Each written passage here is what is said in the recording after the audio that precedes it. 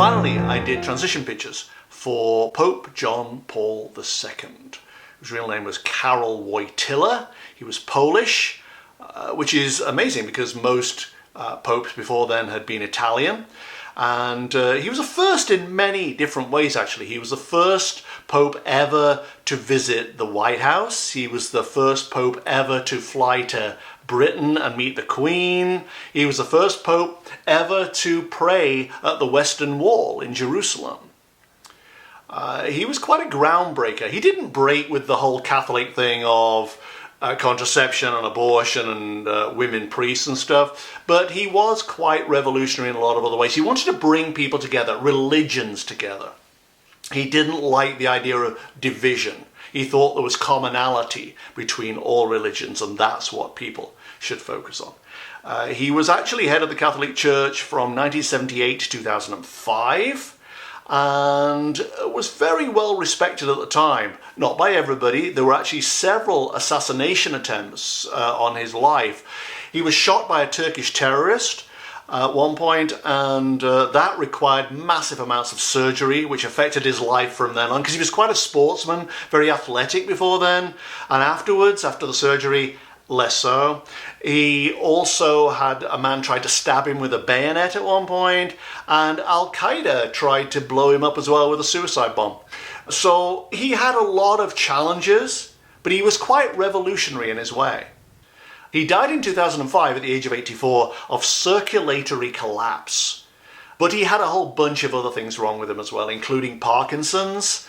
Many of the issues stemmed from the surgery that followed the assassination attempt. And I'll be honest, when I went into these pictures, I thought they would follow the pattern of deeply religious person, goes into transition, finds that God and Jesus aren't there waiting for him or her, and has to reevaluate priorities. That's what I was expecting. This was very, very different and very surprising. Initially, when I went into the energy, he was in this kind of cave thing that I always see, this metaphorical cave. And there was a weird slide affair. He was in the center, supporting himself with his feet and his hands, and gradually sliding down this ramp. And as soon as he landed at the bottom, he stood up and looked where the tunnel would be, directly ahead of him. And there was this incredible, bright, searing light shining directly at him. As if you took a movie projector and shone it directly into somebody's eyes. And when he walked towards it, it only got brighter. What this suggested was that this guy was way more than a man. He had the same divine kind of light as Jesus or Buddha when I did their pictures. And it really got me thinking. I looked at it and thought, maybe I'm wrong about religion and about Catholicism specifically. Maybe there is way more to this than I thought, and the Pope is in fact connected to the divine in a very profound way. And then it stopped. He couldn't go any further. Or I wasn't able to follow him any further. So much so that I simply quit doing the pictures because it wasn't going anywhere. So I gave it a rest and came back another time. And it was a completely different set of pictures, which doesn't happen usually. Usually it's the same pictures I find each time. These were different. There was a tunnel and it was filled with water. And he was trying to claw his way through the water, holding his breath. And he scrambled along the top of this rocky tunnel, desperate to get to the end. Eventually, he found himself looking up at a pool, and he immediately went towards it and surfaced.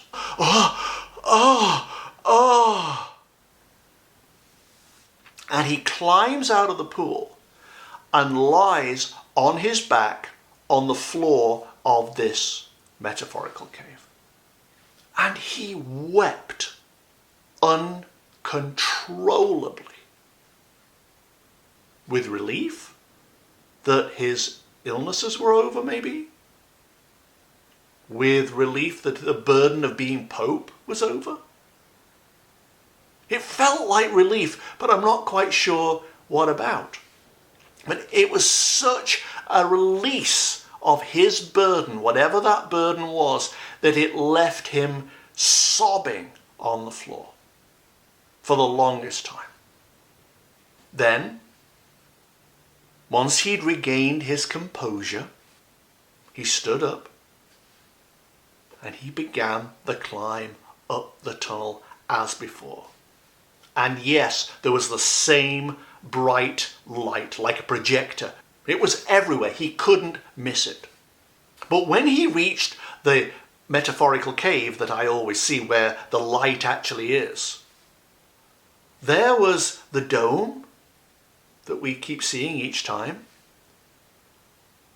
But above it was a super trooper. You know, one of those lights they used to have in concerts that they would train on the artist who was performing.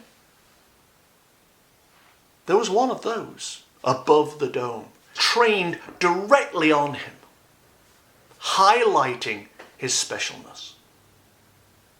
This was the Pope arriving, with all the pomp that goes with that. And I thought, what if I can get into his consciousness and align with that and see what he is seeing when he looks at this light? Does he see God? Is this the divine light that shone on Jesus when he was transitioning? And when I looked out, there was still this light, but there were millions of little black specks floating in the light. The beam was so intense and focused on him and his specialness that when he was standing in it, he couldn't appreciate the joy of simple being. Aware of this, he stepped out of the beam, almost as if to say, I'm done with that. That belongs over there. If I'm going to cross over, I want to go as Karol Wojtyla. That is just artifice. That is pretense. That's mortal stuff. I want to go as the real me. I want to meet Jesus, God, on my terms, not as some kind of special being created on earth. And the weird thing was that as I looked through his consciousness at the dome to see what he was seeing, those millions of black specks, like silhouetted in the beam when he stood over there, when they were viewed from over here, were like trillions of fragments of emeralds or rubies or diamonds, just brilliant coloured specks reflecting light. And he walks around the dome, and there was a curtain of some kind in it, like this was the tradesman's entrance. And he wanted to go out that way, the humble way, the real, congruent way, not in any kind of fancy garb or with any pomp or ceremony. All that was gone. And he knew it. There was a kind of wry smile that went with his exit. Like, I know who I am.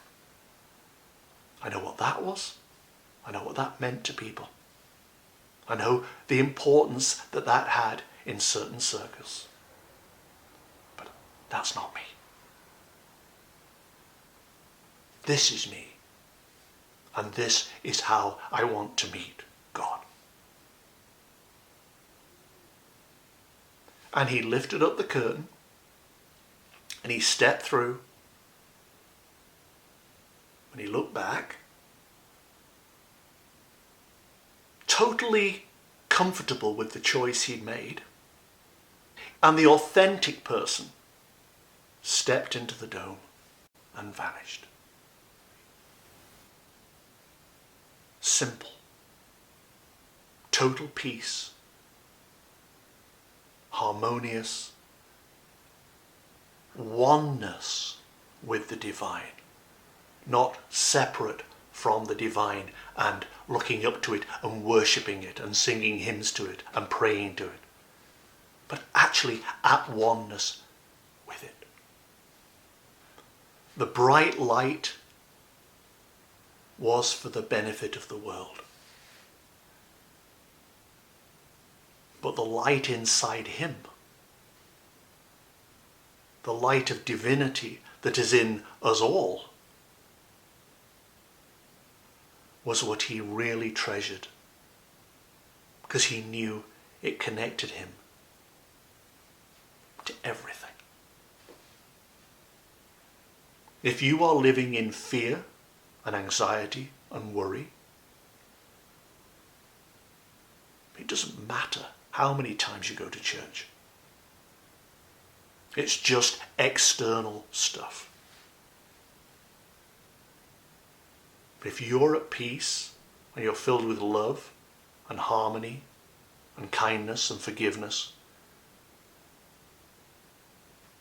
that's true spiritual connection. And you don't need religion or a church for that. It's not about how you worship, where you worship, who you worship. It's about who you are on the inside. And Pope John Paul clearly realized that very early on. And in the end, he left via the tradesman's entrance.